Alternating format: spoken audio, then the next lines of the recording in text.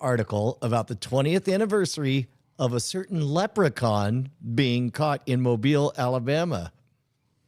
Did certain leprechaun? Wait, you've seen that classic viral clip from 2006? Who else seen a I'm sure leprechaun I have. say, "Yeah, I want to know where the gold's at. Give me the gold." You don't remember That's that? 20 years old? Yeah. Yeah. That's not familiar to me at all. What? Oh my God. Oh, I already played it once today.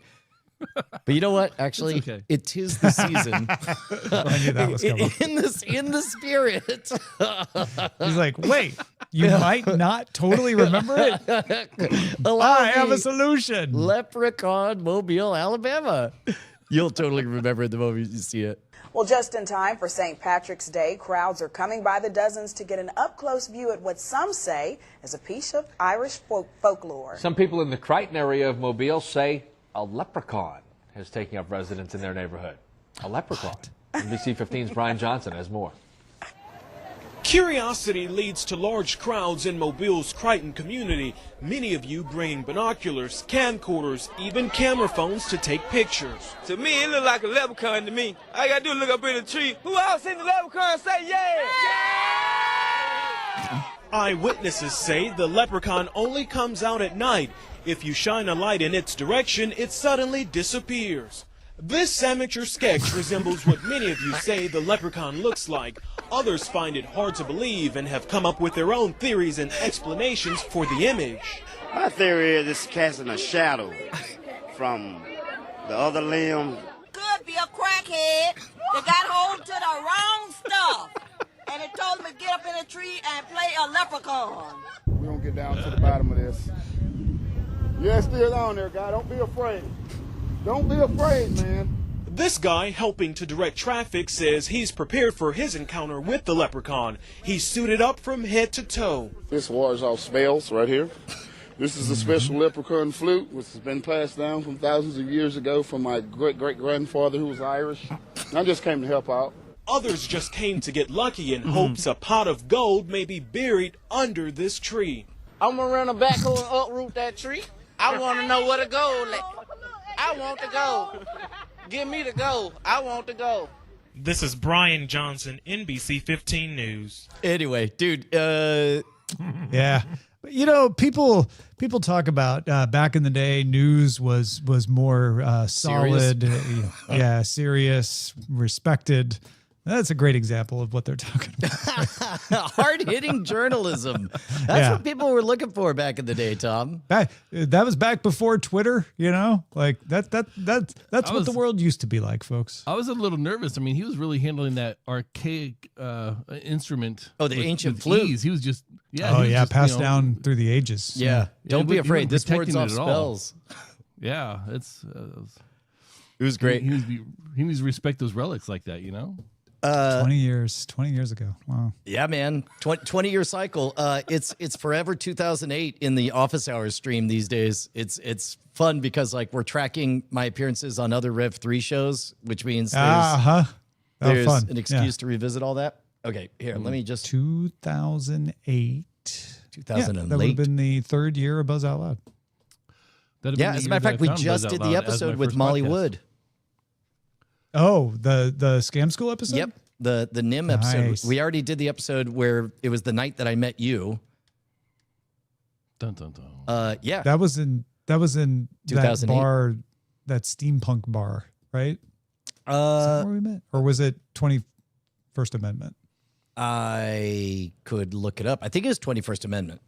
Or was it House of Shields? No, it definitely wasn't House of Shields. House of Shields was the pilot. That was the pilot. I only feel like I went there because I heard that being edited 100 million times. Yeah. Cheats, cons, swindles, and tricks. 57 ways to scam a free drink. Burned into your head. All right. That's a pretty great name for a bar, though, 21st Amendment. Oh, yeah. That's... All right, Tomas. Like a good watermelon ale. How are we feeling? Are we ready to rock? I feel like I'm on top of the world. Good. Well, then, you know what? Crazy idea. I say we do a show. Brian, you have the best ideas. I would have never thought of that. Yeah. Let me see. Right-click that.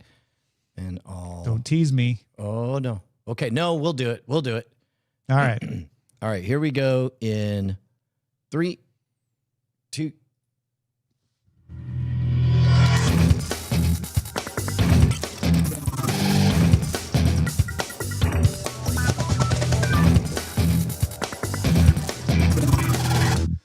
Two men who just wanted to find out how to watch what they wanted, where they wanted, whenever they wanted.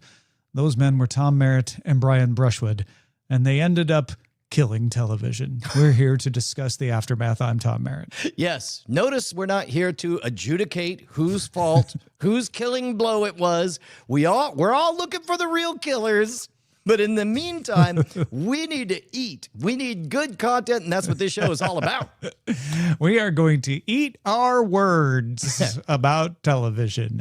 No, the whole point of this show now is to figure out how to watch that stuff because it's everywhere. Yeah, we got what we wanted, Brian. I have terrible news. We got exactly what we asked for. And so in this post-apocalyptic landscape, we go on a supply run. Supply run, supply run, supply run.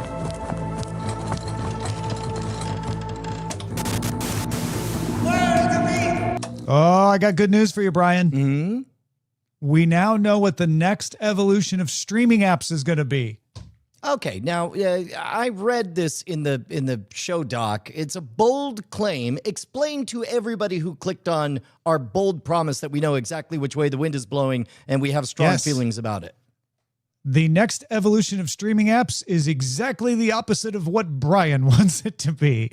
Don't be a dumb pipe for shows that an AI can curate and then just tell him what's on. Be a destination for entertainment that Brian has to remember to go to and then navigate through things and choose stuff. Disney Plus is starting to roll out something called Verts. That is not FERT. That is Vert with a V, V-E-R-T. It's new short-form video feed. U.S. users can find it on the mobile app. The company says it will eventually feature content from creators that reflects our fandoms, plus other storytelling formats, content types, and personalized experiences.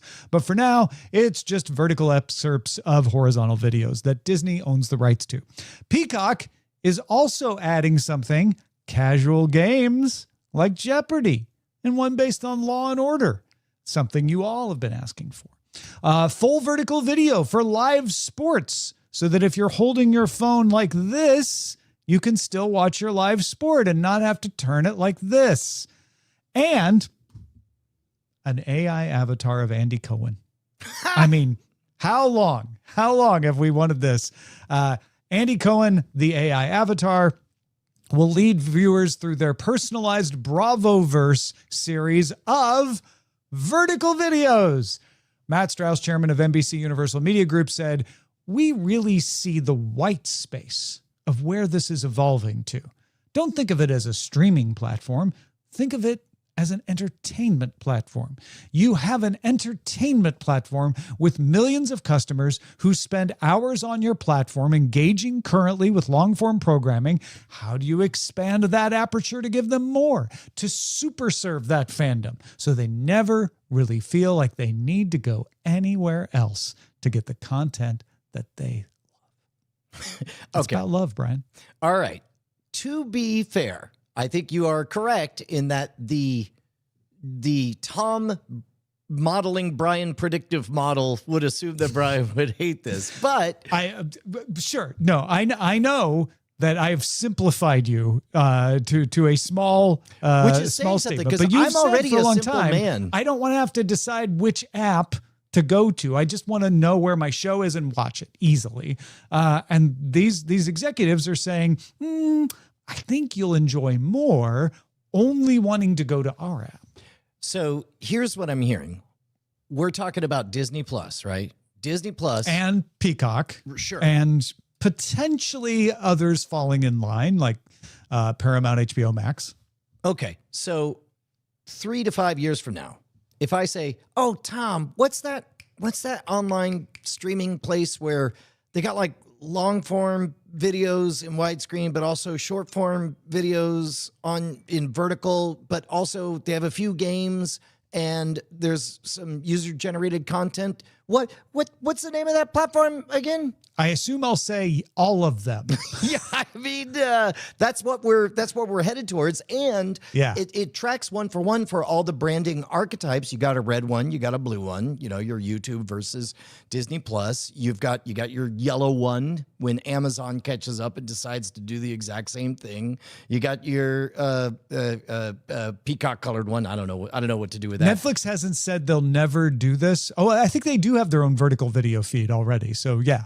So and they do have their own games as well. And they definitely have games, yeah. But what's really interesting is when it comes to the UGC, the user-generated content within the Disney ecosystem, I wonder how policey they're going to be about, let's say, creative satires. Like, for example, in China, because you're not allowed to say certain things, they got really good at not saying those things, but also everyone knows what you mean. You know, a lot of that Victorian nested layers, wink, wink, I mean the thing or whatever.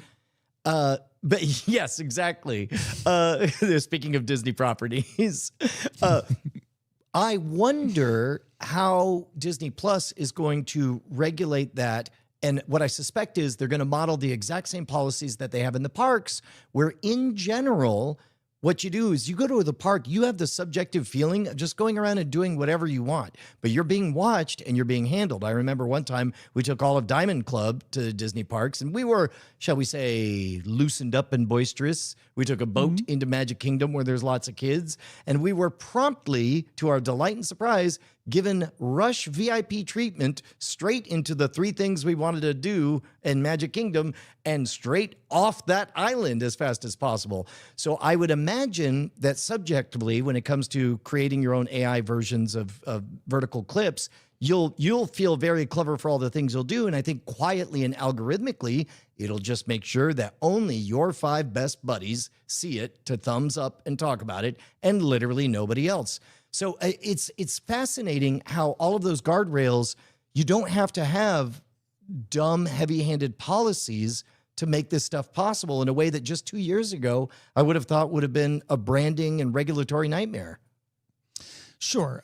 We've learned a lot from Sora is another way of saying that. And Sora, of course, powering the Disney one. Peacock, not talking so much about the user-generated stuff, but I assume they want to go there as well. I want to pull back to the broader thing, though, which is like, okay, there will be people who want to play around with this. There will be folks who will want to, with their kids, say like, let's put you in your favorite Disney property, right? You know, let's make you part of Lilo and Stitch, and this will be so much fun, and kids will have fun with that. And I think that's one of the things Disney is looking at here. The broader strategy, though, is, I think, extremely interesting, which is we have broken up the cable model. And you now have choice. You have the ability to say, I will go with not only whatever service I want. We've actually got that nationwide in the United States. You can choose Hulu Live, YouTube TV, or Sling TV, and your local cable company, and DirecTV and Dish. I guess Dish and Sling are the same thing, but you don't have to say like, well, I'm in this location. I only have 1, maybe 2 if you count DirecTV, things to choose from. But you can also go a la carte. You can say, you know what? I really just watch the NBA, NHL, and I don't have a particular team I follow, and I really like NBC shows. I'm going to subscribe to Peacock. But there aren't enough of those people.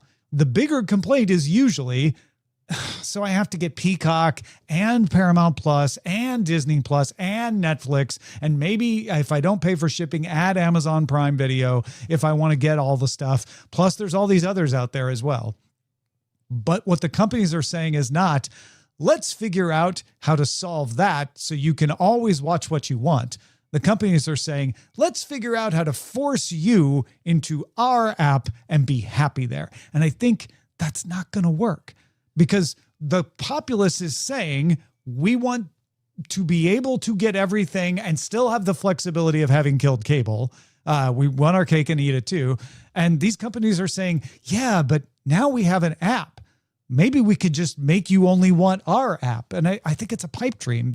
I don't think you can make people say, I'm just a Peacock fan. I don't care about the other streaming apps because it has all the content I love, because it will never have all the content everybody loves. Well, and that's the game, is the race to exclusives, right? Where it's just like the console wars, where it's like, oh, it's Christmas, you're going to get an Xbox or a PlayStation, whatever, or a Nintendo. And it all comes down to those exclusives. I do perceive that you will have the illusion of choice at all times.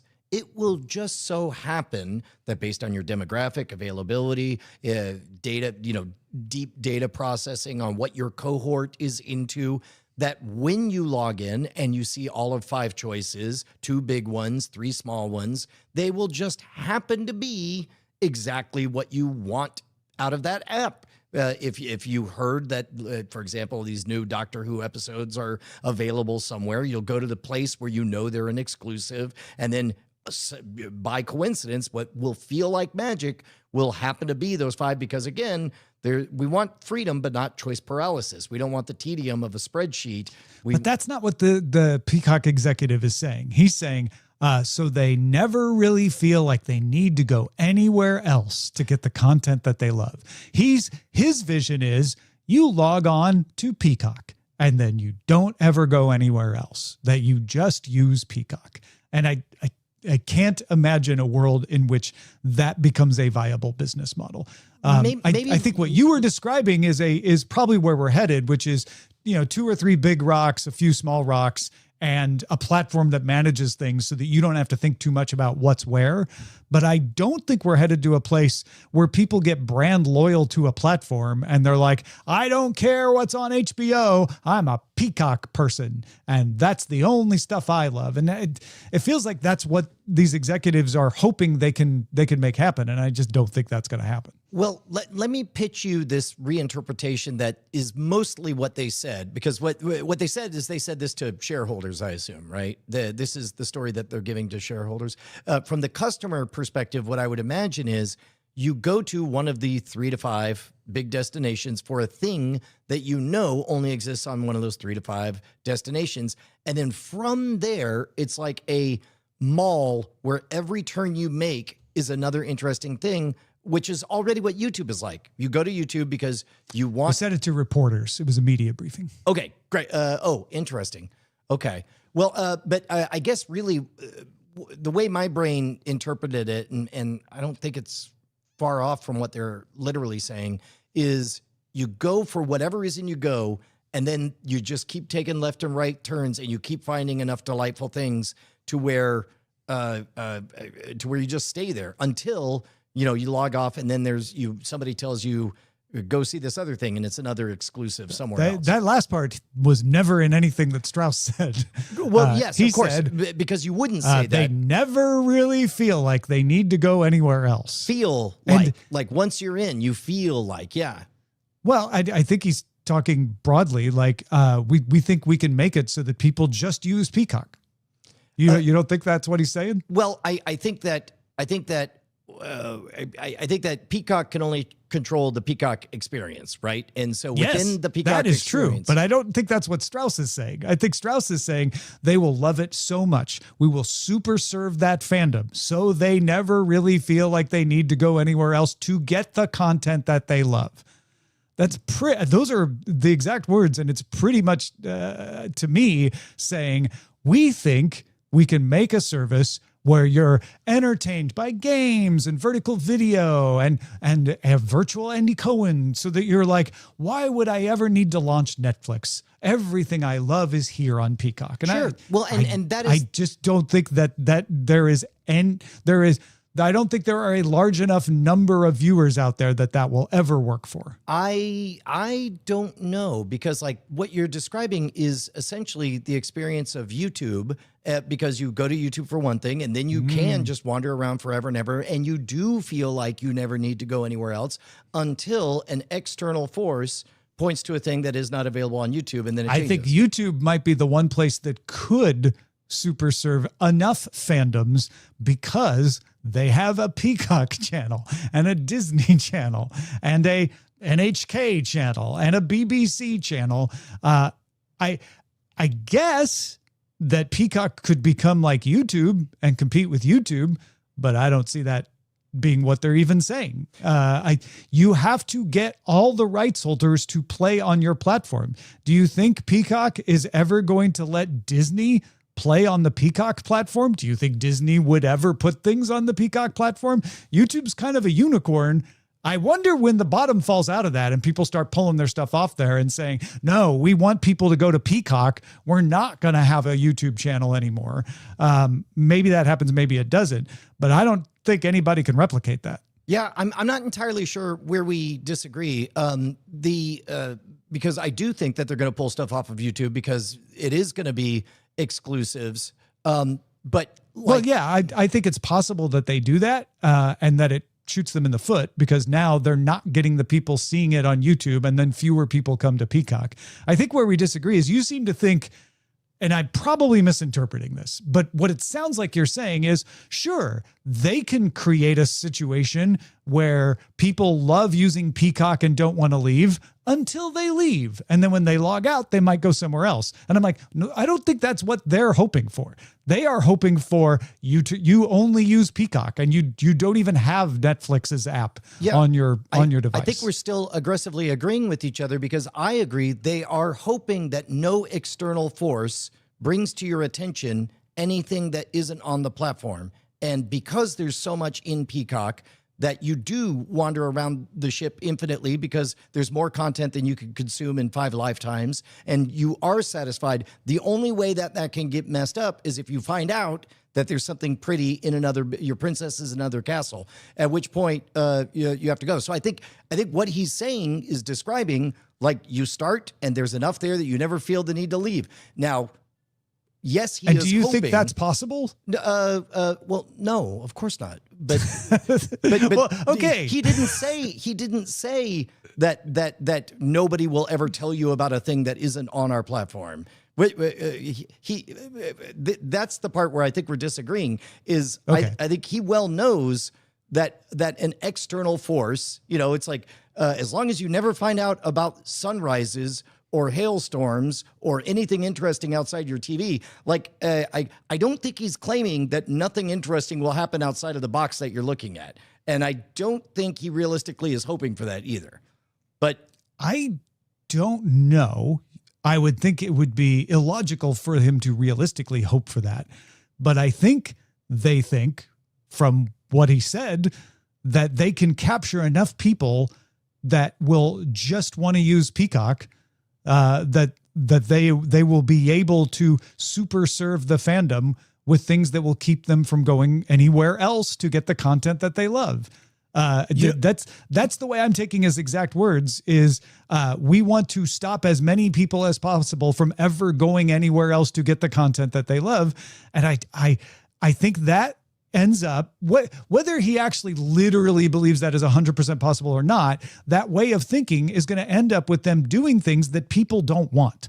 Because they're going to say, well, for the person who never wants to leave Peacock, we need to do this and we need to do that. And the fact is, most people do want to leave Peacock. 90% of people will be like, yeah, I watch Peacock when there's something I love. I love Bravo and I'll love the virtual Andy Cohen. That's great. But then I will also watch HBO and I will also watch Netflix and I will complain that I have to subscribe to all three to get all the stuff I want, but I will continue to do that. I don't think there's ever a universe in which they can super serve fandom so much that they never really feel like they need to go anywhere else. Yes. Well, and maybe we finally have pinned down where we disagree.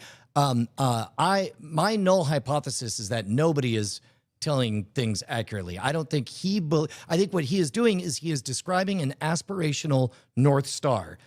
There is what you hope to do. There's where you are aiming. Now, whether that place exists or not, that is an objective fact. And you're saying objectively where he's pointing and where that North Star is doesn't exist and can't exist. It's a paradox, Brian. You can't possibly. And meanwhile, I'm like, I believe maybe he believes it.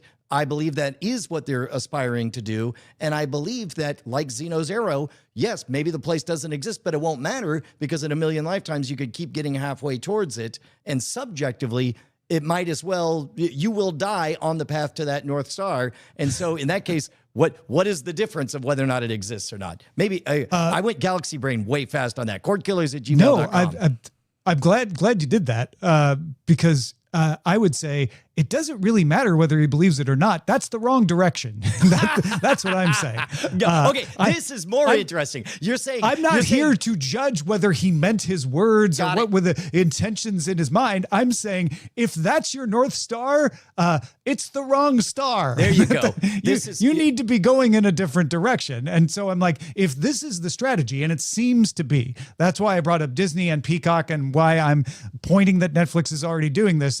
They're doing all this vertical video because they see TikTok doing it. And I'm like, why are they doing this? Like, I don't think anybody wants that much. I'm sure that people play around with it, but I don't think it's huge. And then Strauss comes in and says, oh, the reason we're doing that, and the reason we're doing a virtual Bravo, and the reason that we're adding games is we think we can create a platform where people won't want to leave. And I'm like, I don't think you can. So maybe that shouldn't be the direction that you're heading in. Right. But I feel like that's the direction all of these platforms are heading in, which is kind of what we do on the show to say like, hey, this seems to be where everybody's going. And so the complaints you're going to have, you're going to feel super smart with your friends when you're like, yeah, I heard Tom and Brian talking about this a while ago. They all think they can lock us into the platforms. And that's why they're doing all this idiotic stuff that doesn't work. Right. So now, if I'm hearing you correctly, and the way I'm interpreting it is like, I don't know if it's possible or not possible. I know it's dumb. It's dumb and it's a bad direction. And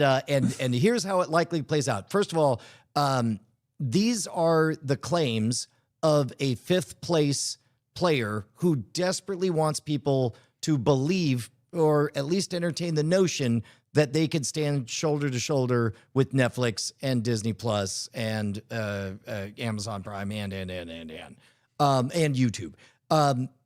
And you are saying that if this is legitimately their strategy, they do not have the juice. They do not have the event horizon, a collective fandom to create that gravitational well to make it an ecosystem that you could wake up Peacock all day and then. I don't think anybody does. I don't think anybody has YouTube. all the IP. And I think this is where YouTube is different because it's like, well, I can't watch Paradise, the Hulu show on YouTube. I can only watch clips, right? So YouTube doesn't even have it, but YouTube has enough to be like, you can always come here. But YouTube is like, we don't want to keep you here. We know you're going to go off and do other things. We just want you to always come back. That seems like a much better strategy than we want to try to figure out a way to keep you here all the time. Yeah. It's like there isn't a world where you get enough of the IP that you can do that. Disney might be the closest to be able to do that. There might be enough Disney/Marvel/Star Wars fans where they're like, that's all I need. I don't care about sports. Maybe you could do that with Disney.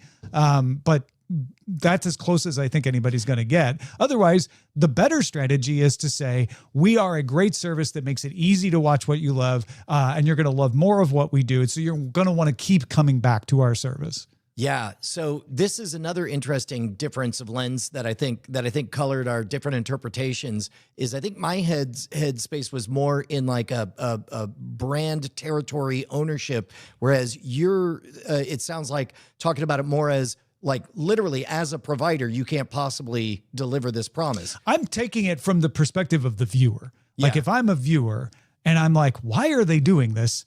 Here's why, and here's why it doesn't make sense. So later on, when people are complaining, why haven't they fixed the platform problem? I still have to manage 17 different bills. And when I'm on Apple TV, I got to do it this way. But if I'm using a Roku, it's an entirely different way. It's like, that's because they're not trying to fix that problem. They're trying to do this instead. Yeah. Well, first of all, cordkillers@gmail.com. You guys are the ones who we want to. I love. It's been a minute, Tom, since we've had a vehemently not sure if we're agreeing or disagreeing moment. Yeah, no, this is good. This is a juicy steak to dig into because I feel like we've really known where things have been going for the past 3 years. You know, we've been like, okay, so what's going to happen is consolidation, and then there's going to be acquisition. And so nothing was really surprising. We're like, yep, this is what we thought was going to happen. And here we go. And there was less to talk about in that. Now we're on the bleeding edge again, where nobody has the answer of what comes next. Well, and that's much more exciting. What's really interesting is, you and I have changed over the last 16 years of doing this show, and I'm not entirely certain what I want anymore, because we knew for sure we wanted to break the monopoly, and break it we did. And then we knew for sure that we did not want subscription fatigue, balkanization. And what we do not know is what that magic range is of number of options that we have. That, yes, if you subscribe to all of them, will probably be more than your cable bill used to be. But we appreciate the flexibility of being able to pick up an IP and then set it down and be able to be nimble as we pivot between probably and honestly, 3 to 5 everybody providers. says that, but the math never maths. It turns out that even when most people get most of the subscriptions they want, it's still cheaper than their cable bill. Right. Now, the only thing it costs is your attention, which is why I think we're both on board with the prescription of every 3 months, cancel everything. Every 3 months, cancel everything. And then pick up whatever you want, whenever you want. And then that just number. add it when you need to add it. Yeah, exactly. But in the meantime, the biggest thing that you want them to fix is probably not high on their priority list. Yeah. Now, I am curious whether or not, it's been a minute since we've done a prediction. 1 year from today, how close do the top 3 to 5 providers look? Do they look structurally? Do they all have the same bones? A short vertical thing, a long thing, a video game plays? Oh, you mean like I don't think the vertical thing catches on. I don't think it becomes a big player. I don't think people are using it in large numbers. I think the video creation thing, where you can put yourself in, will have a good niche following. There will be people who really enjoy it, and it'll probably have a splashy moment in the sun where everybody's talking about it. As soon as somebody does something unexpected on Disney and everybody looks at it, that's going to get it attention. But that's a lot of work to do that. And I think you nailed it when you're like, yes, you and your 5 friends will get a kick out of this. And that's all you need. I think that's probably where that lives. So I think it still ends up with people saying in a year, man, I just want to watch good shows. How do I get just the good shows without having to spend so much time and money collecting them? Yeah. Well, speaking of time and money, we want both of those from you, dear listeners. Time is money, friend. Well, and you guys already give us your time. I mean, you're listening to us right now, allegedly, if we exist. By we, I mean you included. If there is a Tom and Brian. If there is a you. But on top of that, we want your money. And so head on over to patreon.com/Cordkillers. Guess what? You're going to get your own RSS feed, a little private feed so that you're able to listen to, get everything early, get the full experience, get exclusive access to the After Talk segments. Best of all, sleep better. We offer you a better night's sleep, because right now we know a bunch of you guys are tossing and turning, thinking about the fact that $1 an episode doesn't go as far as it used to. $1 an episode ain't what it used to be. Why don't you at $0 an episode? Even worse. Some of you are disturbed by ads. Did you know that we degrade our own product by putting ads on it? That's terrible. Get an ad-free feed. Become a boss over at patreon.com/Cordkillers. And now the search party.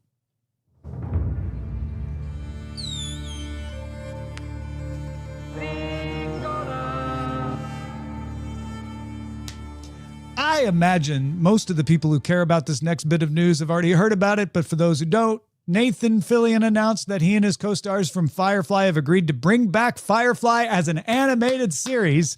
They will set the stories in the time period between the stories at the end of the TV season and the beginning of the events of the movie Serenity. So this will not be a continuation off of Serenity. This will be set in between. Fillion's production company, Collision 33, is developing this in partnership with Disney's 20th Television Animation, which holds the rights. A married team is going to write and produce it. Mark Guggenheim, who did Legends of Tomorrow and Arrow, and Tara Butters, who did Agent Carter and Reaper. Joss Whedon has given his blessing, but he will not be involved. So Joss said, yes, please go make more Firefly. I will not be involved in it. Early concept art has been developed in collaboration with the Oscar and Emmy award-winning animation studio Shadow Machine. They've done a lot of different things. Robot Chicken may be their most famous, but they do a lot of different styles. So this doesn't mean it's going to be Robot Chicken. It does not yet have a home, though. Even though Disney is helping develop it, they don't have a distribution deal for it. I assume Disney Plus would be the logical place for it to end up, but I want to talk about that. Meanwhile, Brian, who do you think will end up with Firefly? Oh, I think Disney Plus has a very good chance of doing it. Or it may be... why not announce that it's going to come to Disney Plus right now? Tom, I don't know if you've picked this up from the Firefly fandom, the Firefly fandom, but Yes, they rather like awaits. They rather like having a job to do in keeping people from stopping the signal. So if I were to create the best possible fan experience, I would on purpose create a very low friction barrier that people could grumble on social media and say, and hit the retweet button in order to say, give it a home. And so heroically, you could double dip on the PR bucket and be first associated vaguely with the announcement of it, and then step into the role of champion of the people by actually hosting it. We have heard your pleas that we already own the IP, and we'll take on this burden. I mean, maybe I'm getting cynical. I mean, it's in my not old red. impossible that Disney gives this to somebody else like Netflix. It's not impossible if there's some deal where Netflix throws enough cash out there, or the Browncoats all say, like, we want it on Netflix. I don't expect that to happen. I'm just saying that there is a universe in which that's possible. Yes. And also, like, why have a all at once story when you can parcel it out in bits? And in fact, the whole campaign, I think that's so your far, best point, is like give the fandom something to focus on, right? They like morsels. They don't want a steak at once. They want steak nugs, one little bite at a time. So they get to have it I'm glad all the day. steakhouses don't catch on to this. Oh my God, actually, brilliant idea. Oh my God, a 17-course meal. It's one steak, just a nug at a time. They're constantly bringing out nugs.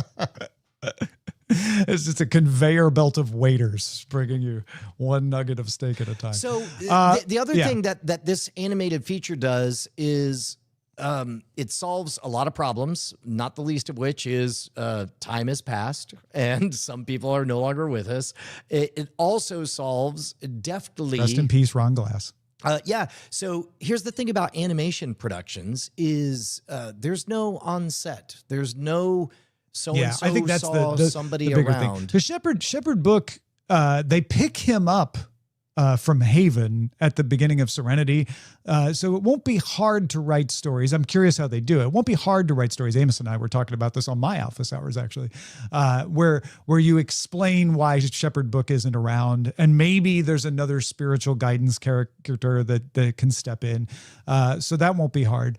But it might be hard to explain why young River looks like a mother now. Yes. And animation takes that out of the equation. Well, there was a couple of different moves you could make. You could have him 20 years later be grizzled, and then maybe, ragtag pieces of the folks that we know in an extended... Right. You could have said it after Serenity and just put it... Yeah, that would have been... But of course, the story itself takes place during a brinksmanship period between the Alliance and the Independents and so on.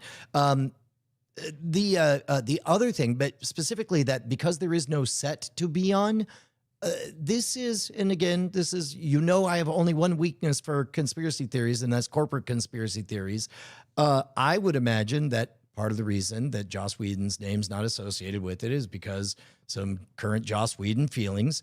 if it was an actual set, then it would be a thing for him to be on set and lending a hand or whatever. However, who's to say what phone calls or I wouldn't be surprised if this appears very Joss Whedon-esque, despite not having any official association with Joss Whedon. Apparently, Tara Butters and Mark Guggenheim met doing Firefly stuff, right? So they have very good emotions about it, and I'm sure they will bring that into it. And like you say, doing it animated solves many problems. There probably isn't a single reason why they're doing it that way. It also, I think setting it between season only and Serenity also is a choice because that satisfies the fans for more seasons. Everyone agrees who likes Firefly. It should have continued. It shouldn't have been canceled by Fox. And this is a way for them to say, well, let's keep that story. Let's pick up that story. But we don't look like what we would have looked like that way. So animation will let us look that way. You know what this feels like to me? This feels like mid-90s Star Wars Expanded Universe novel territory, where we have a technically defined slice of canon story in which who knows what happens, and there's a lot of places to go. And think about this, sentiment about posthumous acting appearances may change between season 1 of this and season 2. Like maybe Shepherd Book is just in the background, never really talks, but then a year from now, 3 years from now, maybe fan sentiment is like, why don't you have Shepherd Book stories? And then somebody says, because he's dead. And then maybe it's the fans who say, well, give us, you could sample his voice because we changed how we felt. If you could replace Rick and Morty, you could replace Shepherd Book. That's what I'm saying, is the actual landscape for the appetite for what the customers want might change during that time. Yeah. I honestly... What? Oh, I was going to say D-Block 2048 points out that this in the timeline keeps Alan Tudyk's character alive. Spoiler. Right. Alan Tudyk would have a very different role in a post-Serenity. Unless they did a zombie thing. Which they could. Yep. Yeah, I honestly don't think they need to deal with the Shepherd Book situation because it's so easily explained. Because it actually makes more sense for him not to be around, because then when they pick him up at the beginning of Serenity, you understand why. So maybe that isn't a situation. There is a situation where some member of the cast might die in the making of this, like that's always a problem for any cast, of course. And so the animation, not that that's why they're doing animation, but animation would give them flexibility there as well. Yeah. Sorry. I was gonna say something about another property that doesn't involve Joss Whedon that he started, but go ahead and finish up on Firefly. Wait, just one last thought. You mentioned you could replace Rick and Morty. Why don't you replace this? That made me a little bit of that corporate conspiracy theory thinking. That makes me think that was a deft, extremely long-term play for Adult Swim to do that very painful ripping off of the Band-Aid, not just for that situation, but to establish precedent for any number of situations, including the one we're talking about right now. That's fascinating. It was not. I know. I would like, but it could have been. I'm just saying. Meanwhile, Sarah Michelle Gellar announced that another Whedon creation that he wasn't involved in, a reboot of Buffy the Vampire Slayer, headed by Chloe Zhao, will not be picked up as a series after shooting a pilot. Deadline sources described it as not perfect, noting that Zhao's sensibility may not have been the perfect match for the reboot. At South by Southwest, Gellar talked some more and said she's very disappointed about this. She was about to go on at South by to announce new stuff. Chloe Zhao was about to go to the Oscars, and they just kind of announced this out of nowhere that they weren't picking it up. She sort of indicated that there was an executive on set walking around making sure everybody knew that he had never watched Buffy and didn't quite get it. Implying that maybe this executive was the wrong person to be making this decision. So there's a lot of controversy now over this, and I imagine there is a brewing release the Zhao cut movement about to start. Yeah, that'll be interesting to see whether or not there's a strong swell of that, because that's one of those consensus moments where right now we have hidden knowledge about everybody who worked on the project knows objectively how good or how in the groove everybody was, how much of a they stole our thing from us it is, and then how many people are like, yeah, I hope it goes up, but if it didn't, that's like, it'll be interesting to see whether or not that ends up piercing the barrier. Yeah, because the first reports sounded like, ooh, maybe they did a fine pilot, but just not what Buffy fans would want. And then what Sarah Michelle Gellar has said since seems to indicate, ooh, maybe this was a problem with management and not with the actual content. 2 missing Doctor Who episodes from 6 decades ago have been unearthed and are heading to BBC iPlayer. We alluded to this earlier. The episodes come from the 3rd series entitled The Daleks' Master Plan, written by Terry Nation. The Nightmare Begins and Devil's Planet were part of a deceased enthusiast's private collection, quote unquote, and are 16 millimeter telerecordings. So high quality recordings of this. Turns out this guy knew he had these and apparently told his friends how proud he was of having them.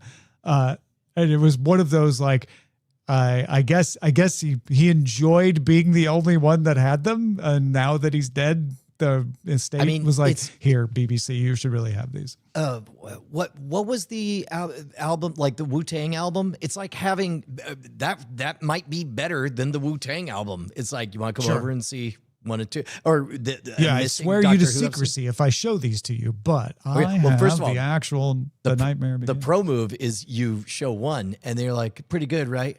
You want to see the other? And then, but good, it gives hope for the rest of those missing episodes that we keep finding them here and there. So the 2026 Formula One race season on Apple TV off to a strong start. Viewership is up year over year for the first weekend, exceeding both F1 and Apple's expectations. Apple VP Eddie Q told The Hollywood Reporter that they are very happy with this. Yeah. Yep.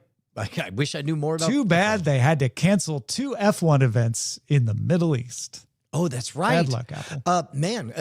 Well, that's a different topic altogether. It sure is. AMC has set the premiere for Anne Rice's The Vampire Lestat. People were very pleased, by and large, with the AMC's Interview with the Vampire. Vampire Lestat starts Sunday, June 7th. Interesting. London-based developer Stephen Irby just launched a web app called Channel Surfer, which gives you YouTube videos in a curated interface that resembles a TV guide. So I think this is genius. I don't know if it's going to catch on, but I think there is a hunger for curation. I want to be able to choose a kind of video and then you pick them. I don't love the algorithm always picking because maybe it likes me too much and it's almost embarrassing what it's telling me because it's right.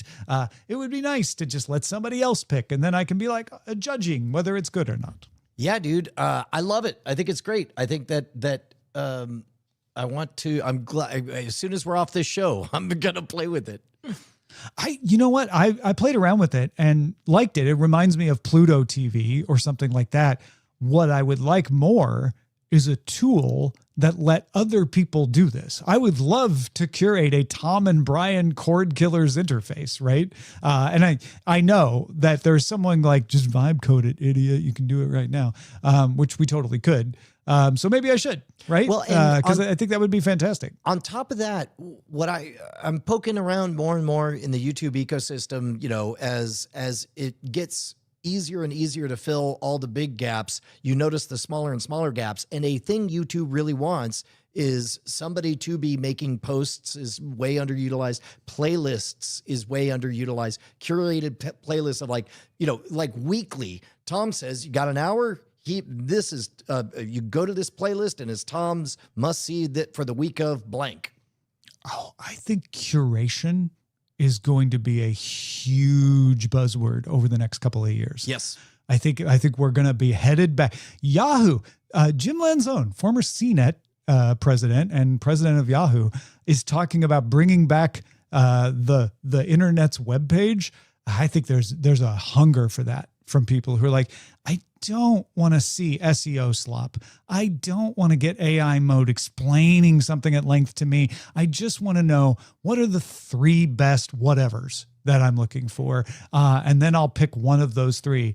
I think there's something there. Increasingly, as we have robots finding the things that we want when we just say what we're hungry for, I'm discovering that, like, weirdly, it's like 20 years ago, it's all new again. Tom, I need to make a website because out there someone is going to casually ask their robot assistant, whatever happened to Brian Brushwood? And it's going to go to one place first. And right now, the answer it's going to have is like 10 years old. Here's my email and contact info. And you're just kind of expected to know all this other stuff that I've been doing.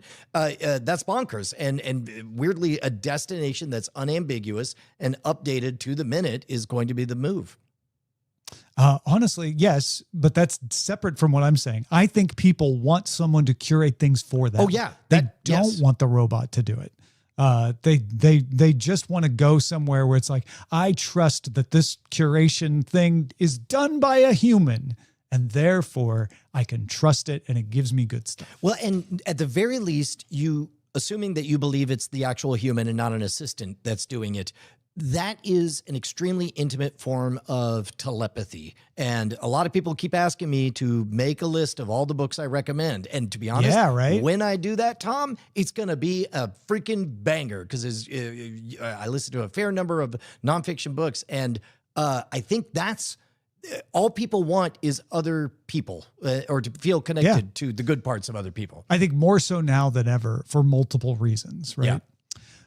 Also, what people want is more K-pop Demon Hunters. And guess what? Surprise! Netflix and Sony have announced it's getting a sequel. Maggie Kang and Chris Applehans, the directors of the first film, will return to direct the sequel.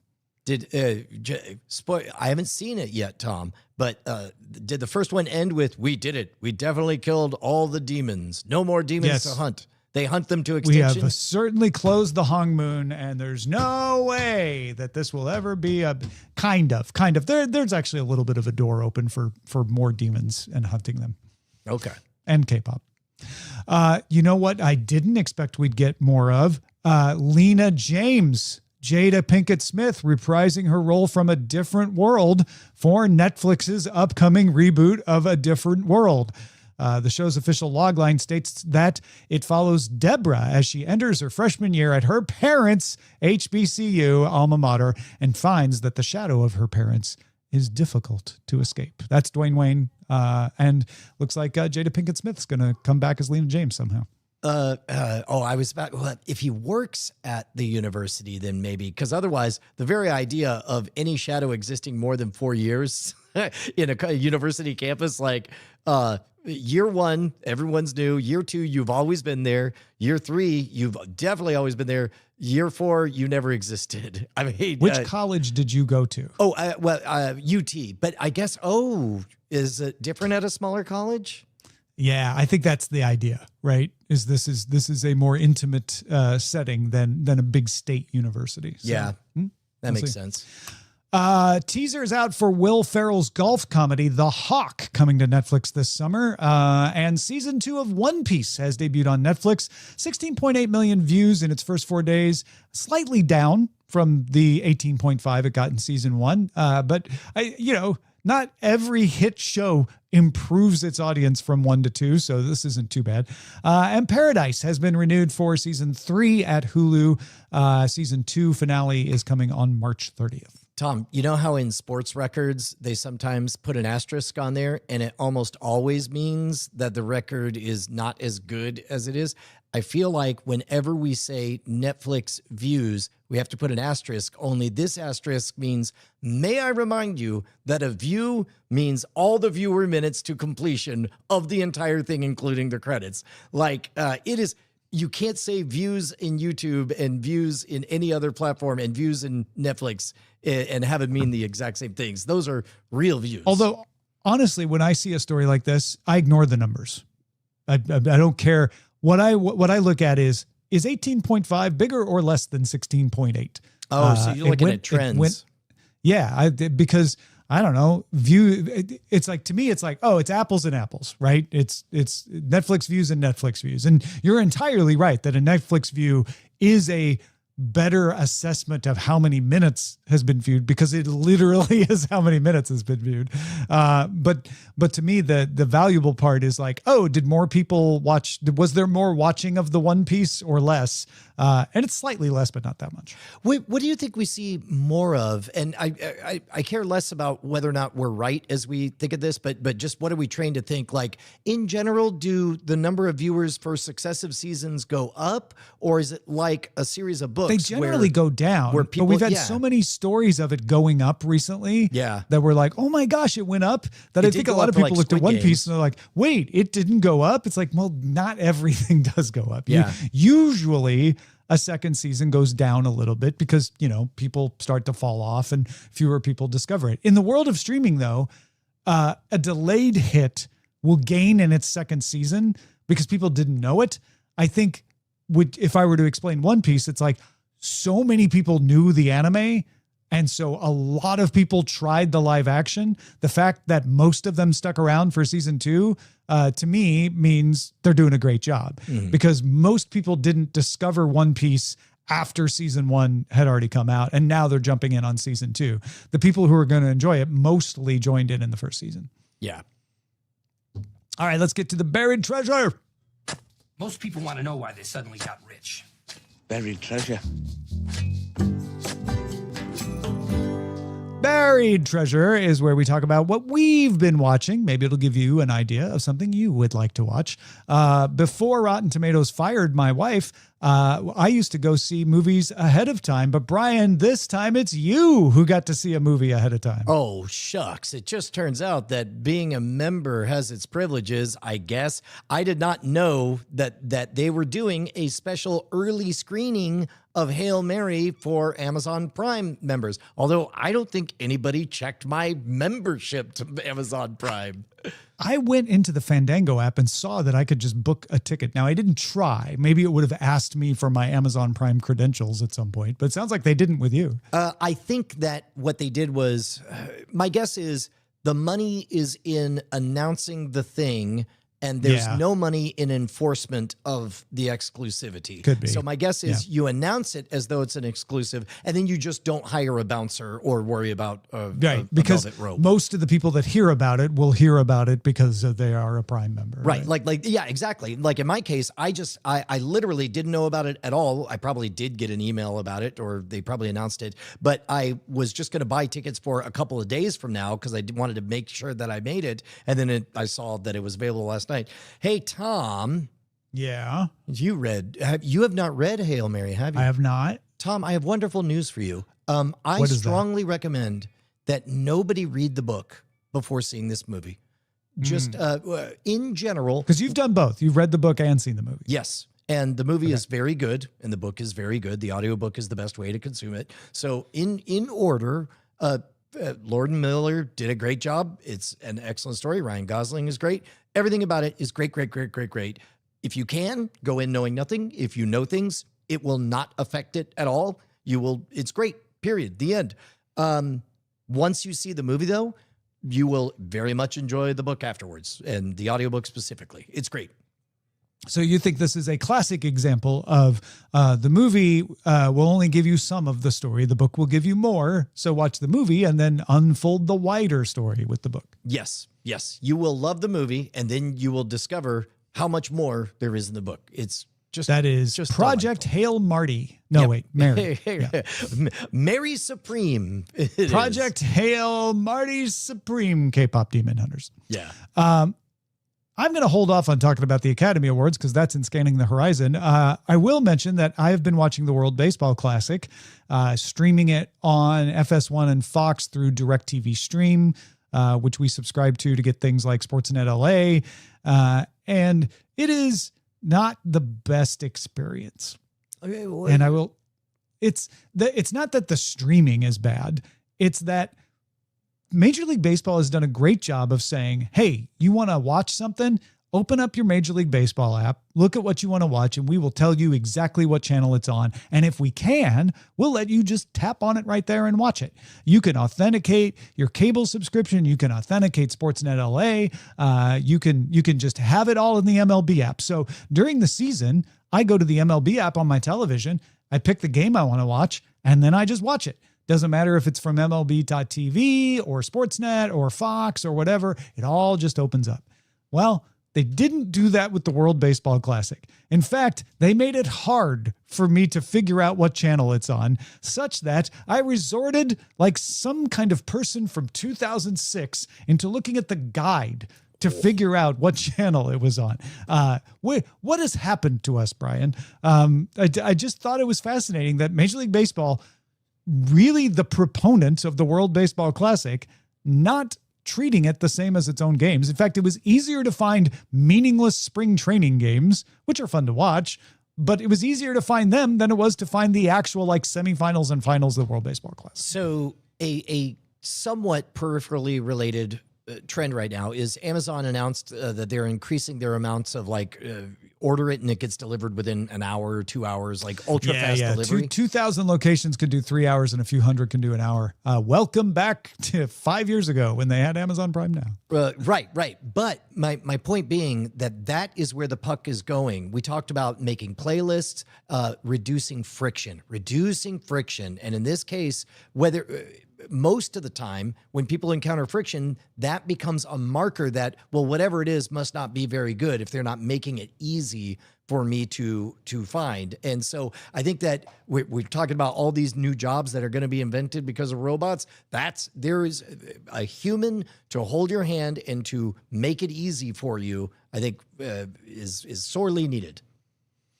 That's the buried treasure for you folks. If you've got something we should be on the lookout for, please do email us. Oh, our email address? Why, it's cordkillers@gmail.com. Now, Brian, I don't talk about this enough, but I've been hiding something from you.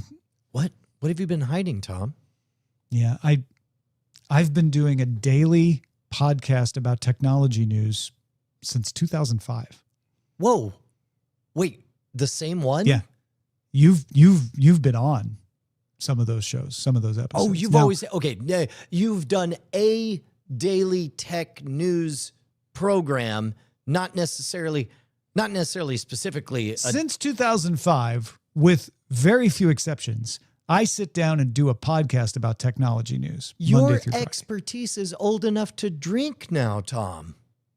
And boy, does it. Happy St. Patty's Day.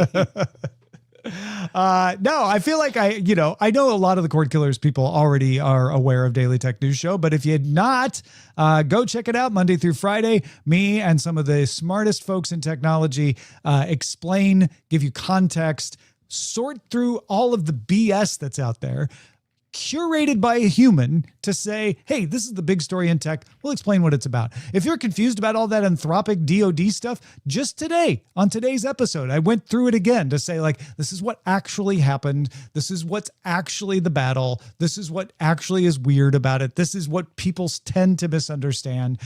We also went through all the backlash around NVIDIA's new system for adding lighting to video games and why people are so angry about that.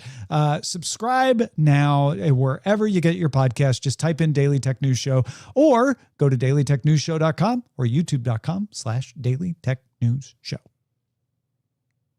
Now we scan the horizon. Send a scanning to avoid. Scanning the horizon! So, Warner Brothers tied the record for most wins by a studio at the Oscars in a single night with 11 Academy Awards. They won 6 for One Battle After Another, 4 awards for Sinners. And you know what, Brian? If this merger with Paramount had already closed, they would have won 11. That's a lot. Monopoly. That's the same as if they hadn't closed. Oh, got it. Netflix was second with 7 wins. Walt Disney Company, Apple, and Focus Features, which is owned by Comcast Universal, as well as Neon, all won 1 Oscar each. So Netflix got thanked a lot. You kept hearing Netflix's name. Warner Brothers obviously got thanked a lot. Man, was this one of the oldest Oscars broadcasts I've ever seen. Oldest. Conan O'Brien is a great host, but it just felt like, wow, you assume that everyone is over 50 watching this and you're acting like it. Oh, so Gen X is still at the wheel, and maybe I think the boomers are mostly at the wheel, but yeah, the youngest people at the wheel are Gen X. Yeah. Wow. They made a joke about YouTube. Conan made a joke about YouTube getting it in 2029 because ABC only has it through 2028, and then YouTube is taking it over. And the joke was that his explanation of how nothing would change when YouTube takes over kept getting interrupted by a YouTube style ad. Oh, cheapers. Okay. Exactly. Right. It's like, yeah, I mean, I get it. That's objectively kind of funny. It's objectively kind of funny. I mean, that needle went straight to mid. It's amazing. Really. Nothing was horrible with it. They try to write bits. They always do this. They try to write bits for the presenters who are celebrities who are not used to doing bits, and they have varying levels of success with those. There were a few funny things here and there. And then, of course, there were your crazy events, like for the documentary short, there was a tie. And I thought Kumail Nanjiani handled that well. He was like, literally, it's a tie. We will get through this. Do not freak out. No, this is not a mistake. I'm going to call one of you up. Then I will reveal that. Like, he did a great job of making a bit out of it on his own while making sure everybody understood what was going on. And then they kept cutting people off. The most egregious one was K-pop Demon Hunters won for song. I think this one was for animation actually, but they came up and EJ, the singer of Golden, the main singer of Golden, gave her, and then she handed it over to this guy who clearly had practiced his English and was ready to say things in English at the Oscars. And he went, "I would do," and he was cut off. Oh. And it was one of those things. And there was another time where they tried to cut people off, and they cut to Conan, and he just wouldn't talk. He was just like, let them speak until you go back to them. So there were those Oscar-y things, but I don't know. I think YouTube is desperately wanted to spice this thing up. Yeah, to bring their YouTube sensibilities to it. Yeah. The other joke Conan made is that they led him into an office promising him to be host for life, and then gassed him and then changed the name on the door from Conan to Mr. Beast. Oh. Yeah. Again, it was a good bit. 5 years ago. Yeah, exactly. Nielsen said that sports accounted for 29.2% of all advertising-supported TV viewing by people 25 to 54 years old during the fourth quarter.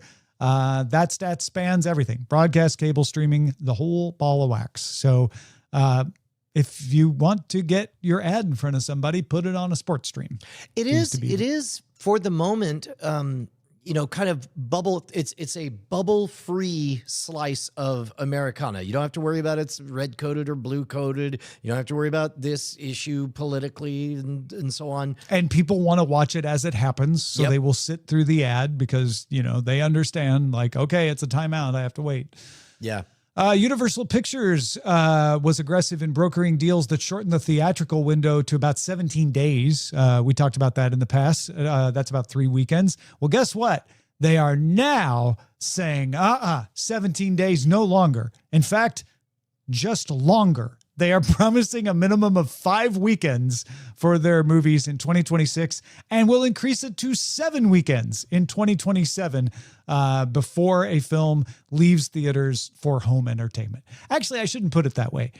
It'll be 7 weekends before the film is available to be seen anywhere else outside of a theater, whether it's actually being shown in that theater or not. So I in general don't love monopoly-like behavior or leverage of a dominant position to cartel up. However, Hollywood was a cartel anyway, and since they're a cartel anyway, all things being equal, a longer theatrical release gives the possibility for indie outside movies to get word of mouth buzz and to kind of bubble up out of nowhere. So I don't know how I feel about this is what I'm trying to say. My take on this is it's always a bad business model to try to force your consumers to change the preferred behavior. If your premise is, if we don't let them see it for 7 weekends, they're more likely to come see it in the theater the first 2 weekends. I know the numbers usually bear out on these sorts of things and they run the numbers, but it's just not a sustainable business to try to bully your audience into changing their behavior. Like, hey, you want to see Spider-Man? You can wait 7 weeks or you could come to the theater now. Because the fact is, most of the money is made in the first 2 weekends, no matter how long the window is. This is just a way to try to like pad that number up a little bit. It's not going to increase the number of people who see it in the 7th weekend by any stretch. Yeah. Tom, sorry, I just got distracted. I just realized that I accidentally am streaming to many places that we don't normally stream this show. So hello, everybody, to other audiences. Are they channels we own or yes, just yeah, no, random we're places? allowed to do. They're a bit off brand for some of the places that they're going. I see. Well, good to have you, whoever you are. According to a Pew Research Center survey conducted in the summer of 2025, 53% of U.S. adults said they had seen a movie in theaters in the prior 12 months. A small but notable 7% said they never saw a movie in a theater at all in 2025. In 2025, moviegoers in the U.S. and Canada bought 769.2 million tickets, which is less than half of the all-time peak of 1.6 billion tickets sold in 2002. Now, whether or not they're self-reporting accurately, can you imagine 20 years ago, 30 years ago, when we were kids, that 47% of all Americans hadn't seen a moving picture show in the last year? That's bonkers. And I guess after doing that, Universal Pictures is going to expand the theater window. You could point to this and say, see, you shortened the window and now fewer people are going to the movies. But I don't think those are connected. I think they're correlated, but I don't think they're causative. I think the reason people aren't going to the theater as much is because there are so many other ways to entertain yourself, including doom scrolling. Like I wouldn't under prioritize the way people entertain themselves by looking at Instagram or X or any TikTok or any of those as something that makes people go, you know what? I feel perfectly entertained. I don't want to go to the theater and have to park and walk and sit for 3 hours. That's so much time out of my day when I can entertain myself just fine on my phone. You know, that is a really underreported aspect of humanity that I don't think we've taken a moment to. We've obliquely talked about it with Netflix's, shouting trailers at you all the time. But if we change the word from doom scrolling and go back 40 years ago, your grandma and grandpa take you to the beach and you're like, what are you doing, grandma? Don't you want to swim? Don't you want to make a sandcastle? And grandma says, no, I just like to do some people watching. That is not at all weird or stigmatized. Humans are built to really want to assess what other humans are up to. And doom scrolling, culturally, writ large, kind of does that. Now, I don't love that it provides a funhouse mirror skewed version of it, but I understand that impulse. Yeah. I mean, I don't love it as a vector for Chinese and Russian bots to try to make you feel culturally like everything is more awful than it's ever been when it's actually not. And I think you're right.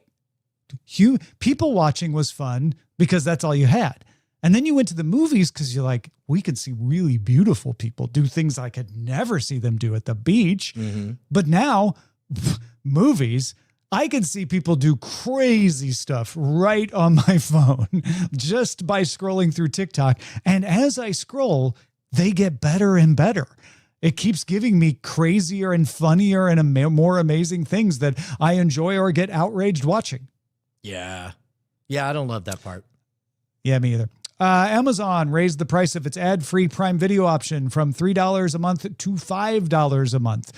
You get ad-supported Prime Video along with your Prime subscription for shipping. But if you want to get rid of ads, you now have to pay $5 a month, not $3 a month. And they also changed the name to Amazon Prime Video Ultra, and that's the only way you get 4K or Dolby Atmos now. If you're getting the one that is included with your shipping Prime subscription, you're on 1080p, you don't get Dolby Atmos. So this is another way to say we want to monetize the fact that you don't want to watch ads and that you want higher quality video. So if you want 4K, Dolby Atmos, or ad-free, you got to get Amazon Prime Video Ultra. Yeah, and I'm going to say if you naturally are the type of person to notice that you don't have those things, you probably should pay the money for it. Yeah, I don't think it's people got very upset about this as they always do with a price increase, but that's because it's a price increase. I don't think it's wrong for them to say like, hey, at this rate that we didn't add anything to, we give you video at no extra charge. But if you want it to look better, I know you used to be able to get that for free. Well, now that takes up more bandwidth. We're going to charge you more for it. I think it's perfectly fair. Yeah. Let's hold on now for the chatter. You've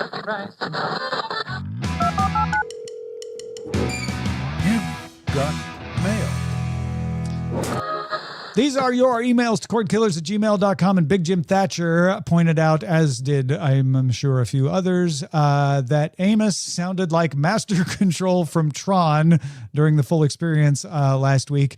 It was basically a doubling. He was being flanged or doubled or however you want to put it, and we actually figured it out before the show. Well, that's one theory, Tom. One theory, indeed. The popular company line is that his bus was feeding both into the two different USB things. I personally subscribe to, because I'm a fan of corporate conspiracy theories, that the man we call Amos was replaced with a robot many years ago, and his modulator finally broke. That's what just happened. Oh, that makes way more sense, honestly. Like, what is this about buses and like USBs? Like that's confusing. Like, no, that's crazy. Occam's razor says Amos was replaced by a robot. Yep. And he's fixed his modulator now. Yeah. How do you sound, Amos? I sound completely fine, Brian. I am glad to be on this program. I don't notice anything. It doesn't sound like anything to me, Brian.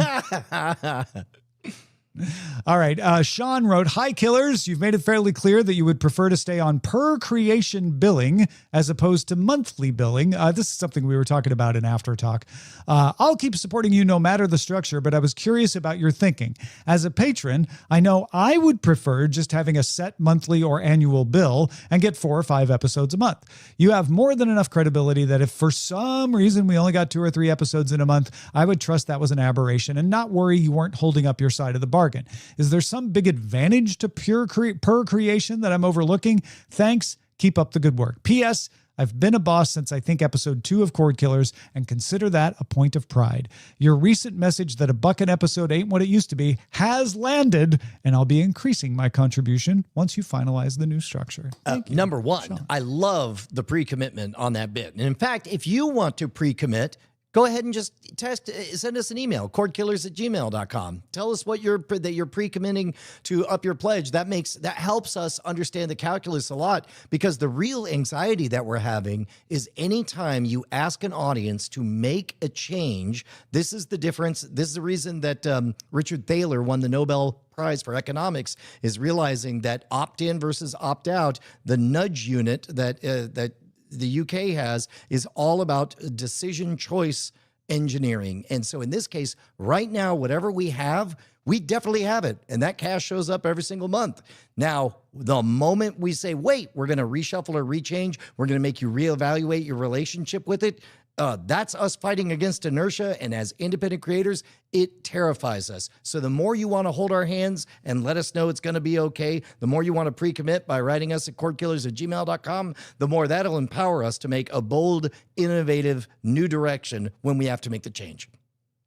Rob writes, "Heard you mention Piers Anthony, Incarnations of Immortality, as an example of a world with science and magic. His Blue Adept series is another good example with much more intentional mixing that plays a central role to the story. By the way, did you know dude is still writing at like 90? Also, you missed the obvious example of Thundar the Barbarian, a world of savagery, super science, and sorcery. They should make a movie. One last thing. I watched Task. It's great. Kind of like The Wire with white people." So I love the fact that he brought up the Adept series from Piers Anthony. Proton and Phase was my jam. In fact, I wrote back to Rob saying, I didn't know he's still writing. Is he still writing about very young women? Nervous sweating emoji. And the response came in during the show. He said, yes and yes. Well, there. Now we know. David Pick in FDL, Wisconsin, Fond du Lac, I believe, said, I spent my Sunday afternoon during a snowstorm tinkering with 2 black and white TVs with vacuum tubes that I still have. I hadn't touched either one in probably 30 years. The fact that we may have had something to do with this in any way pleases me to no end. I was all excited to play with the Motorola, and to my disappointment, it doesn't turn on. Something failed in it. I thought the power cord was bad, but it wasn't that simple. It's beyond my skill level. But analog CRTs, I still don't understand, and I get why you really had to be an electrical engineer to fix them. So I fired up the other TV that still works. Picture quality was never great on it. It's a 12-inch Midland Personal 75 that I figured out is a Samsung-made TV. It's as analog as it gets. I don't think it even outputs 240i, but it works with the digital converter box with a twin-lead coax adapter on VHF terminals, and I went the extra mile. Probably 10 miles, getting it to work with a Gen 2 Chromecast to prove you can stream on it. Took 2 converters to make it work, a Radio Shack RF modulator on channel 3, and an HDMI to composite converter I purchased from Amazon. Audio wasn't good on your Cordkillers episode, a lot of analog hum and tinny, but playing some 60s videos of the Beatles and Johnny Cash wasn't terrible. Just proof of concept to myself that you could use a totally analog TV with digital content. And he sent a picture of me and Brian on his black and white television that is just gold. Oh, it makes me so happy. It makes me so very, very happy. That needs to be a thumbnail at some point. Yes. Thank you, David. That's fantastic. BioCow said, on Friday, I had a reminder randomly pop up that said, Tom Merritt promised to go to Austin if K-pop Demon Hunters wins 2 Oscars. I don't remember setting this, but I did a bit of digging and found the date. I set this reminder, which led me to episode 565, Buy, Rent, or Borrow Trouble from September 2025. At around 2030, there is a conversation that ends with the clip I have attached. K-pop Demon Hunters probably going to win an Oscar, maybe 2. Man, I don't know whether to see it before or after. After the Oscar, you think it'll feel different if you wait? Yeah. I wonder if you know what, I am going to wait then, because you were going to wait anyway. You weren't going to watch it. I mean, to be honest, I missed my window when I found out that my 17-year-old had already seen it. Yeah, I will come to Austin. I will. Oh, wait. I will come to Austin. Did it just lock up? Hold on. It just paused. It's not finished playing yet. I don't know why it locked. That's really weird. It doesn't want me to come to Austin. Did we lose the internet?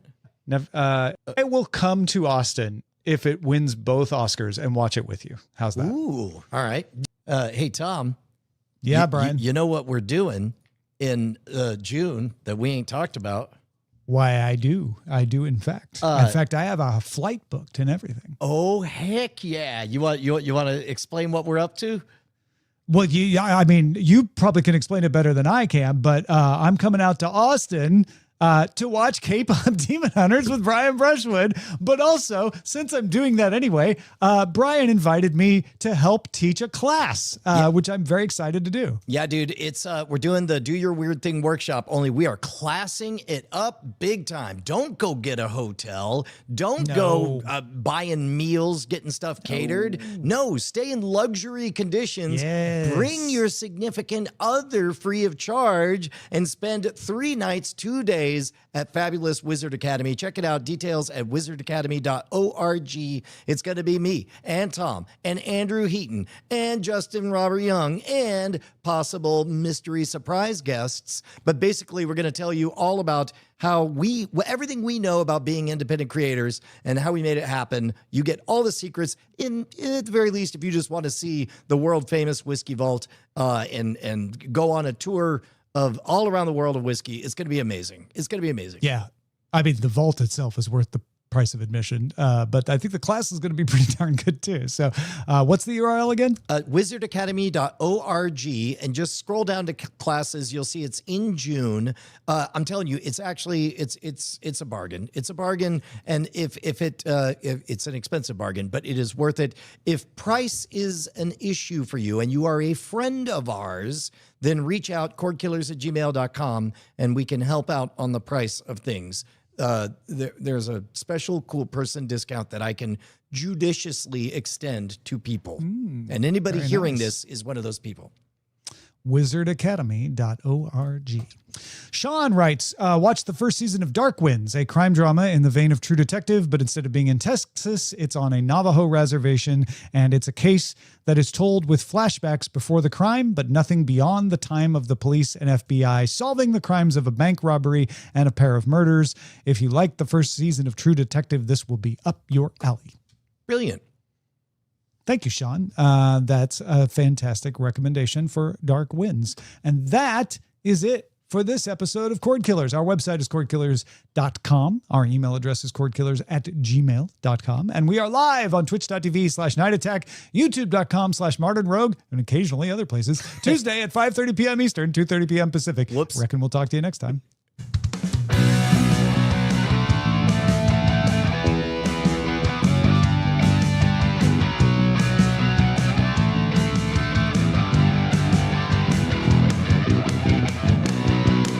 Diamond Club hopes you have enjoyed this program.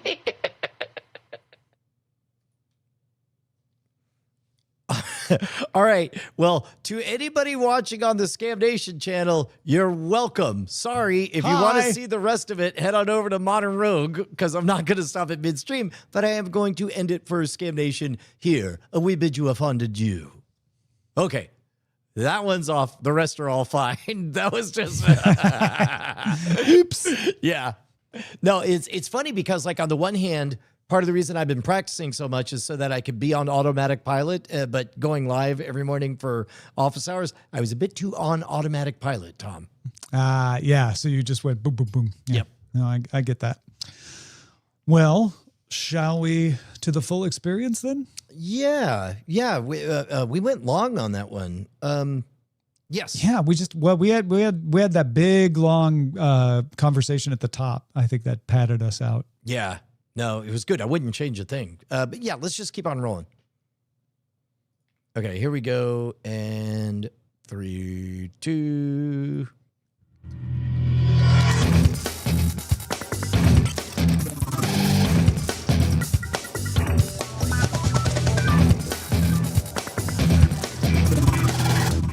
Welcome back to the full experience. We are beginning a brand new journey this time. If you're new to the show, this is an attempt to see if we can get the flavor of an entire run of a TV show by watching just 4 episodes. We watch the first, the ultimate, the lowest, and the last, hence the full experience. Ultimate is based on the highest episode rating on IMDb, and lowest, the lowest rating on IMDb. And we are beginning to watch Mr. Show with the first episode, The Cry of a Hungry Baby, also known as Pilot, depending on where you look, which first aired November 3rd, 1995, when both me, Tom Merritt, and you, Brian Brushwood, lived in Austin, Texas. Yeah, dude. And this is before it was on my radar. I think it was Mr. Show is a curious program. If you're unfamiliar, it's one where it was an all-star cast of hot up and coming talent, and they just kept getting better and better and more in demand. So strangely, the first season was well received, and then the second season got objectively better. Third season was better. The fourth season was the best season ever, and then they ended it abruptly because their stars were too on the rise, and it couldn't be contained. But we are beginning with humble beginnings with The Cry of a Hungry Baby, which, Tom, I wonder how you feel like aged. How did this baby grow up? It wasn't as dated as I might have expected, but it was definitely dated. Definitely a pilot episode where they're playing with the concept. It felt very much of a, hey, we love sketch shows and we're funny. Let's try a sketch show. And some of the sketches work and some of them don't. I always love that Monty Python way of doing a sketch show where each one kind of transitions into the next one somehow, which I think they were clearly doing here. Hitler sketch, probably not something you'd get these days. Actually, I don't know. Hitler sketch is kind of overplayed out. Like it didn't feel remotely transgressive It now. did not. It did not. But it also felt like something people wouldn't bother doing, right? Yes. That is something people are like, well, is that necessary these days? Also mentioning slavery cavalierly would be something that would mean something different today than it did then. Loved that there was a 1995 era cell phone, big old brick of a phone. VHS tapes as a way of sharing videos, basically like YouTube, but on VHS. But, mostly the entertainment here was watching David Cross and Bob Odenkirk as they are developing their skills, when they are both masters at their trade. And they're good here. So that's fascinating. I had got really excited when I identified Marilyn Raskub doing the and here's Bob and David at the beginning, and then I felt a little disappointed. I'm like, oh well, there she is. Now she's in a sketch, so that wasn't such a find after all. But did you catch who played Rhonda, the guest star? The guest star? No, who was it? Jenny McCarthy. Wait, really? Yes. Oh, wow. When he's got the lady, like, this is Rhonda, and she's in like a red dress. That's Jenny McCarthy. Oh my goodness, I totally missed that. At the top of her fame. Yeah. This is what you get when you get an HBO show in the 90s. You get the ability to convince Jenny McCarthy to come on. Also, I love that they made a Fraggle Rock reference. Yeah. Well, okay. Think about it. Mr. Show was closer. At a time when HBO's most known show was Fraggle Rock. Yeah. I think Larry Sanders' show was happening around this time because Bob Odenkirk, I think, cut his teeth on that. But definitely Mr. Show is closer to Fraggle Rock than today by a lot. I mean, by a lot. Yeah. I mean, this is 95. Fraggle Rock started, I want to look it up. 82. 82. Okay. Yeah. So it had been the HBO show up until then. Yeah, man. What did you think of this? I think, just to disclose, it was strange to revisit this first episode because before Cordkillers, back when I was an unashamed pirate, I had bootlegs of all of the Mr. Show episodes, and that was one of my favorite repeat on-the-road watching. So as a result, it was novel to hear, like, I knew all the lyrics, the musical way in which he says, the killer what took me was enterolitis. So make sure y'all talk backwards on National Talk Backwards for a day to raise enterolitis day, and put condoms in your ears just because I think it's funny. Anyway, like all of those beats, it was kind of nostalgic for that. And yet, we're doing the full experience and all that stuff. Strong Monty Python vibes. And I don't mean that in a good way. I mean that in your older cousin kept having to explain to you why Monty Python was funny when it came out kind of way. And boy, oh boy, a lot of explanations. You had to know that Cops was a thing and that they were among the first to riff on Cops, and that you had to, there's so many jokes that you could not get. You had to know that nobody would bother with B+ imitation, Uncanny Valley production that looks kind of like a movie in the Ronnie Dobbs story and so on. And most of all, like, what makes that Change for a Dollar sketch funny at all, because I don't think it's very funny if you don't know this, is that Bob and David are literally making fun of the first person that they hired to get a caricature made of the two of them for a flyer. You find this out in the Mr. Show book if you bought it years later. But basically, he had that habit of, like, they're like, how much for a caricature of Bob and David? He's like, caricature, huh? And then that's what that whole sketch is making fun of, is that affect. I actually thought that sketch was funny in the sense of, like, it's funny at first that they have to go up the chain for this. Then it's not funny because you're like, okay, it's taking too much time. But then it takes enough time that it becomes funny again. So it works for me in that way. Yeah, and it did work. It survives as, well, that's kind of funny in a butter churn went crazy kind of way, funny in an old people way, as they said on King of the Hill. I think you're right about all of the cultural references. Monty Python is much more close to having been relevant at this time. And certainly Cops is something everybody's talking about in 1995. Nobody doesn't know what Cops is, even if they've never watched an episode. But these days, Cops is no longer on the air. So I'm not sure how many people, especially younger people, would get it. Yeah, I did love the VHS tape. I don't think we'll get to this episode, but they later have a sketch called the Underground Tape Railroad, where they're describing like a circle of like kind of Columbia House records, but for VHS tapes. And then meanwhile, they did that sketch, and later, thanks to Usenet, that existed, and That became a thing. I remember trading a bootleg of all the songs from Tenacious D for a copy of Heat Vision and Jack over. It was sent via the mail for Captain Video's website was a great place to make some connections. Yeah, and so it was nostalgic, but the pacing is just, the world has changed in terms of what we expect on our pacing, and also. It was fascinating because when I watched it 30 years ago, it was Magic TV stuff. Now Brian has production vision, and I'm like, oh, we can make that here and better. Like in terms of all the production stuff. I mean, if it suffers from anything, it suffers from being from 1995 for the most part. It's a little raw in the comedy chops, but yeah, they were dealing with a world that had high 8 tapes at best. And virtually no digital video at all. You've got old Fresnel lights probably that they're having to use, and there's no LED lights yet. So there's not much you can do about that other than waiting until the technology becomes affordable or available. Yeah. Amos watched this as well, and I don't know if Amos is watching it for the first time or not. Amos, have you watched Mr. Show's pilot episode in the past? I had never seen anything from Mr. Show. Okay. Even like YouTube clips. I was completely virgin eyes on this and watched it today while making my lunch before we recorded it here. So how did it feel? Just describe the feeling of it. So I felt that the pacing was very on point. I didn't feel like a pacing lag at all, but I was also otherwise occupied. I was making my lunch while I was during most of the episode, but it was paced in a way that I could keep track of what was going on. It still felt like a surprise when they did the callback at the end with the titilitis. Mm-hmm. I thought that was really funny.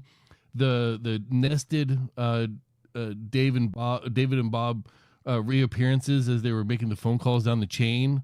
It took me because I wasn't watching the screen, but it took me like the third call before I realized, they're just nesting themselves back and forth. I freaking love that. That was comedy gold right there. I was laughing the entire rest of that part of the sketch.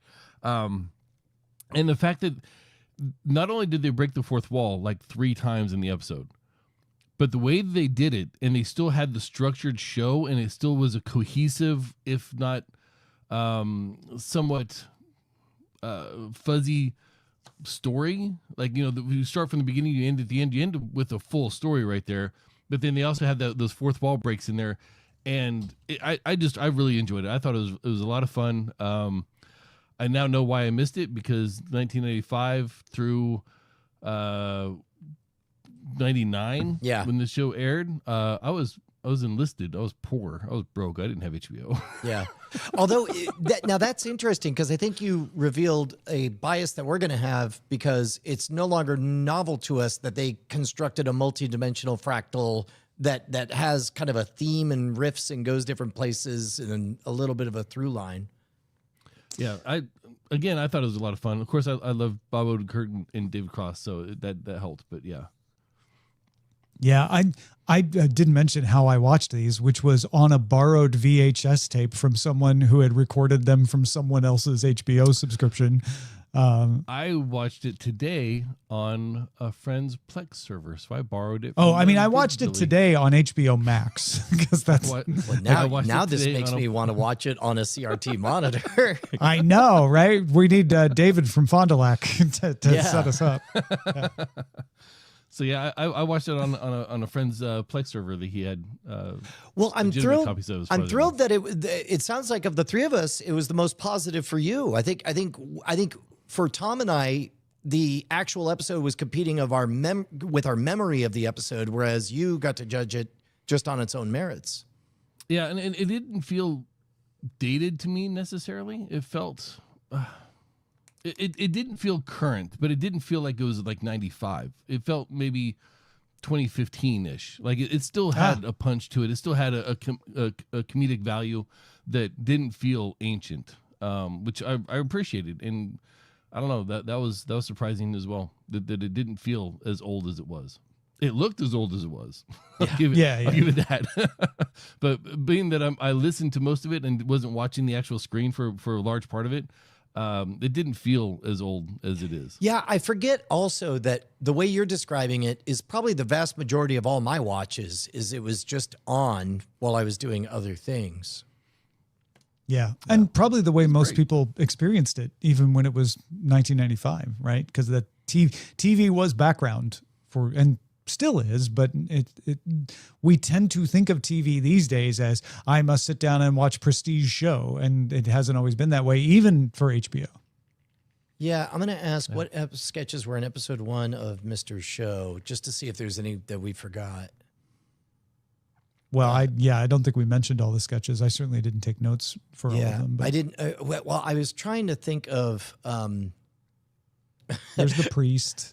Yep, there's the priest one, but we go to that place twice. There's in Titleitis, Hitler Sings, Guys in the Audience, Hit by a Truck, Jerk at the Party, Watching VCR, Change for $1, Ronnie Dobbs Movie, and then Incubation Pants. No, I guess that's pretty much it. That's it. Yeah. Yeah. We are going to jump next time all the way to 1998.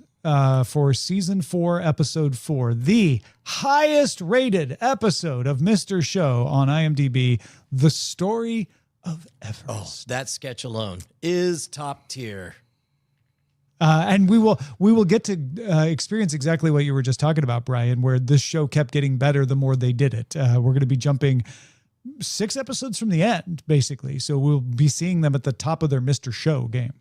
Yeah, here we go. So this is the story of episode. If any of these ring a bell to you guys, there's one. The sketches are Lethal Logo, Sweetie Pie, Family of 5, Rapist, Clumsy Waiter. Oh my God, I remember the Rapist sketch.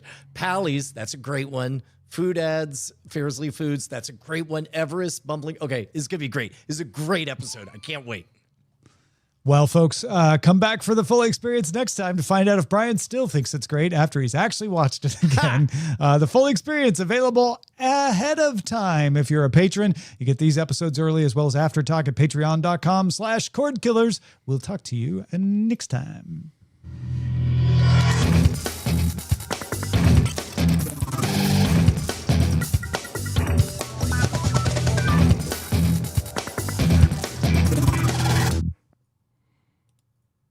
All right, and with that, gentlemen, I bid you adieu. I got to go pick up my daughter for practice. Okie dokies.